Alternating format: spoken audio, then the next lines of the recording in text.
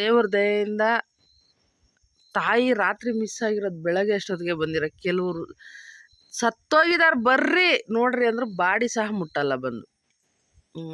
ತಾಯಿ ಮೇಲಿರೋ ಪ್ರೀತಿಗೆ ಗೊತ್ತಾಗುತ್ತೆ. ಬಟ್ ಅವ್ರ ಹತ್ರ ಒಡವೆ ಇದ್ದಿದ್ದೆಲ್ಲ ತೋರಿಸ್ಬಿಡಿ ಅಣ್ಣ. ಎರಡು ಒಲೆ ಇದೊಂದು ಗುಂಡಿನ ಸರ. ಪೊಲೀಸ್ನವ್ರು ಹೋದ ತಕ್ಷಣ ಗುಂಡಿನ ಸರ ಅಂದ್ರು, ಅಯ್ಯೋ ನಮ್ಮ ತಯಾರು ಇದ್ದಾರೆ ಅಂತ ನನ್ಗೆ ಕನ್ಫರ್ಮ್ ಆಯ್ತು.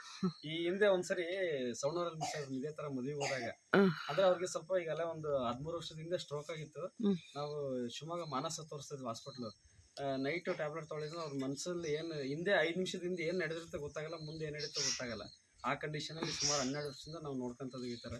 ಹಂಗಾಗಿ ಅದೇ ಸೇಮ್ ಇದೇ ಥರನೇ ಸಿಕ್ಕಿದ್ದು ನಮಗೆ. ಭಾಳ ಆ ಪೊಲೀಸ್ನ ಹೇಳಿದ ತಕ್ಷಣ ನಮಗೆಲ್ಲ ಒಂದು ಕಡೆ ಎಲ್ಲೇ ಇದ್ದಾರೆ ನಮ್ಮ ತಾಯರನ್ನು ನಮಗೆ ಗುಂಡಿನ ಸರ ಕನ್ಫರ್ಮೇಷನ್ಗೆ ಹಾಕ್ತೀರಾ?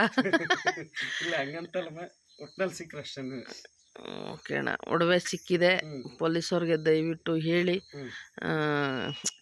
ಕೆಲವರು ಬೇರೆ ಬೇರೆನೇ ಮಾತಾಡ್ಬಿಡ್ತಾರೆ ಬಂದು ಆಶ್ರಮದ ಹತ್ರ. ತಾಳ್ಮೆಯಾಗಿ ಮಾತಾಡ್ತಿದ್ದೀರಾ, ನಮಗೆ ತುಂಬ ಖುಷಿ ಆಗುತ್ತೆ.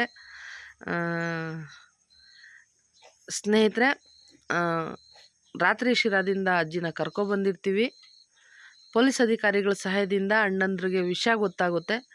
ಅಣ್ಣ ಇವತ್ತು ಬಂದು ಅವ್ರ ತಾಯಿನ ಕರ್ಕೊಂಡು ಹೋಗ್ತಾ ಇದ್ದಾರೆ. ಏನು ಹೇಳಕ್ಕೆ ಇಷ್ಟಪಡ್ತೀರಾ ಅಣ್ಣ? ನಿಮಗೆ ತುಂಬ ಹೃದಯ ಧನ್ಯವಾದಗಳು ಸಿಂಹ. ಯಾಕಂದರೆ ಇವತ್ತಿನ ಕಾಲದಲ್ಲಿ ತಂದೆ ತಾಯಿ ನೋಡ್ಕೊಳಾರೇ ಇಲ್ಲ ಫಸ್ಟ್. ಅಂಥದ್ರಲ್ಲಿ ಅವ್ರು ಯಾರೋ ಮಕ್ಕಳು, ನಾವು ಚಿಕ್ಕರದ ತಂದೆ ತಾಯಿ ಅವ್ರು ಎಷ್ಟು ನಮ್ಮನ್ನ ಕಷ್ಟಪಟ್ಟು ಸಾಕಿರ್ತಾರೆ. ಬಟ್ ನಾವು ಮಕ್ಕಳಾದ್ರೆ ಅದನ್ನ ಋಣ ತೀರಿಸ್ಬೇಕು ಫಸ್ಟ್. ನನ್ನ ವೈಯಕ್ತಿಕ ಅಭಿಪ್ರಾಯ ಹೇಳ್ಬೇಕಂದ್ರೆ, ಮಕ್ಕಳಾದ್ರೆ ಫಸ್ಟು ಎತ್ತು ತಂದೆ ತಾಯಿ ಋಣ, ಆಮೇಲೆ ಹೆಂಡ್ತಿ ಮಕ್ಕಳು, ನೆಕ್ಸ್ಟು ವಗೇರ ವಗೇರ. ಇಷ್ಟೇ ನಾನು ಹೇಳೋದು. ಫಸ್ಟ್ ಯಾರೇ ಆಗಿರಿ ತಂದೆ ತಾಯಿನ ಚೆನ್ನಾಗಿ ನೋಡ್ಕೊಳ್ರಿ ಅಂತ ನಾನು ಇಷ್ಟು ಹೇಳ್ತೀನಿ. ನಿಮ್ಮ ಇದಕ್ಕೂ ನಾವು ಮೆಚ್ತೀವಿ. ಯಾಕಂದರೆ ಅಷ್ಟು ಮಿಡ್ ನೈಟಲ್ಲಿ ಹೋಗಿ ಕರ್ಕೊಂಬಂದು ನೀವು ಇದು ಮಾಡಿದ್ರೆ ನಿಮಗೂ ನಾವು ದೇವ್ರು ನಿಮ್ಗೆ ಚೆನ್ನಾಗಿಟ್ಟಿರಲಿ, ಆರೋಗ್ಯ ಕಾಪಾಡಲಿ. ಎಲ್ಲ ಇಲ್ಲಿ ನೋಡ್ತಾ ಇದೀವಿ, ಎಲ್ಲರೂ ಚೆನ್ನಾಗಿ ನೋಡ್ಕೊಂತಿದಾರಂತ ನಮ್ಮ ಮಯೂರಣ್ಣ ಹೇಳಿದ್ರು. ಭಾಳ ಚೆನ್ನಾಗಿ ನೋಡ್ಕೊಂತಿದಾರಣ್ಣ, ಹೋಗನ್ ಬಾ ಅಂತಂದೇಳಿ.